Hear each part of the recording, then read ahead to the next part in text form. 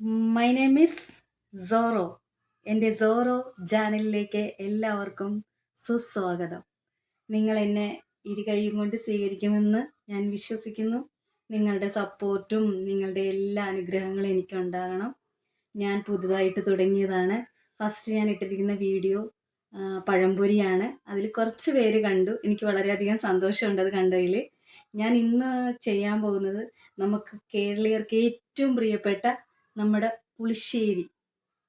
ആ പുളിശ്ശേരി ഉണ്ടല്ലോ ഗൈസ്, അതങ്ങോട്ട് ചോറിനകത്തേക്ക് ഒഴിച്ചിട്ട് അങ്ങോട്ട് കുഴച്ച് തിന്നുമ്പോൾ എന്താ ടേസ്റ്റ് ഗൈസ്.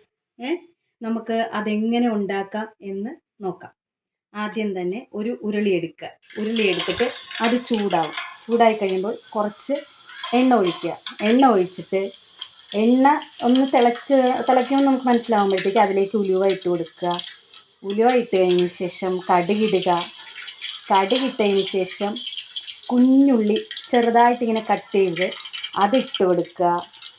അതിട്ടതിന് ശേഷം കുറച്ച് നേരം ഇങ്ങനെ വഴറ്റി കഴിയുമ്പോൾ ഒരു ബ്രൗൺ ഷെയ്ഡൊക്കെ ആയി കഴിയുമ്പോഴത്തേക്കും അതിലേക്ക് നമ്മൾ എന്താ പറയണതിന് ഉണക്കമുളക് ഇട്ട് കൊടുത്ത് അത് കഴിഞ്ഞ് പച്ചമുളകും കറിവേപ്പിലയും കൂടെ ഇട്ട് ഇങ്ങനെ വഴറ്റിയതിന് ശേഷം നമ്മൾ കുറച്ച് നേരം ഇങ്ങനെ അതിൻ്റെ ആ പച്ചമുളകിൻ്റെ ഒരു പച്ചയുടെ ആ ഒരു ഇതൊക്കെ മാറാൻ വേണ്ടിയിട്ടാട്ടോ.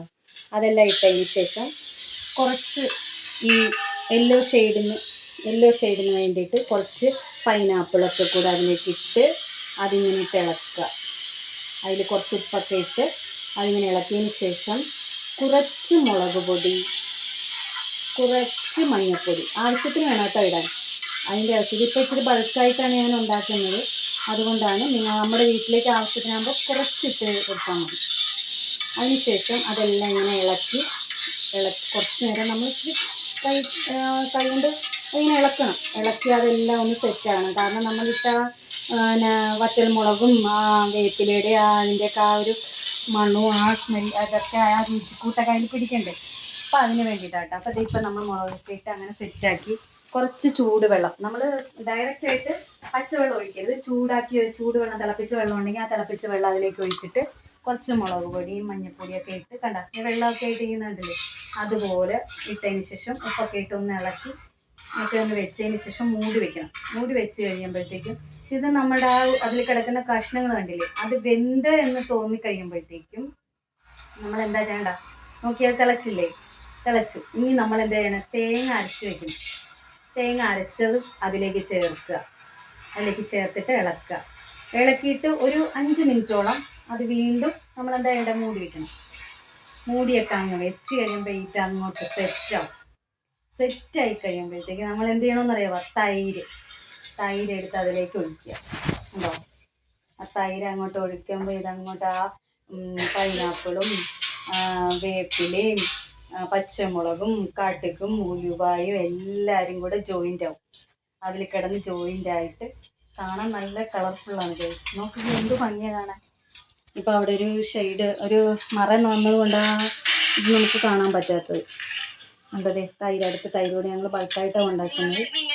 ഉണ്ടോ, വെട്ടടിക്കുന്നുണ്ടെന്നൊക്കെ ഞാൻ പറയുന്നുണ്ട് അതിനകത്ത്. അപ്പോൾ ഇതേ കണ്ടോ, അതെല്ലാം ഒഴിച്ച് അടിപൊളി ഒരു യെല്ലോ ഷെയ്ഡൊക്കെ വന്നു, വൈറ്റും ഒരു യെല്ലോ ഷെയ്ഡൊക്കെ കയറിക്കൂടെ വന്നു. ഇനി അത് ഇളക്കുമ്പോഴത്തേക്കും കളർ മാറി വരുമ്പോഴത്തേക്കും കുറച്ച് ആദ്യം നമ്മൾ കുറച്ച് ഇത് വറയൊക്കെ റെഡിയാക്കി വെച്ചിട്ട് അത് ഞാൻ കുറച്ചെടുത്ത് മാറ്റി വെച്ചിട്ടുണ്ടായിരുന്നു. അത് ഇതിൻ്റെ മുകളിലേക്ക് ഇട്ട് സെറ്റാക്കി മൂടി വെച്ച് കഴിയുമ്പോഴത്തേക്കും ഉണ്ടല്ലോ, എൻ്റെ അളിയന്മാരെ, എൻ്റെ പൊന്ന് സഹോദരിമാരെ, എന്ത് ടേസ്റ്റാണെന്നറിയുമോ ആ ചോറിനകത്തോട്ട് അതങ്ങോട്ട് വെച്ച് കഴിച്ച് കഴിയുമ്പോൾ ഹായ് വാ, എൻ്റെ പൊന്നോ ഒന്നും പറയണ്ട. നിങ്ങൾ ഇതുപോലെ ഒന്ന് ചെയ്ത് നോക്കുക. എൻ്റെ അറിവാട്ടോ ഞാനിത് ചെയ്തത്. അതുകൊണ്ട് എല്ലാവർക്കും എൻ്റെ ഈ വീഡിയോ കണ്ടതിൽ ഒരുപാട് നന്ദി, ഒരുപാട് സ്നേഹം. Thank you guys.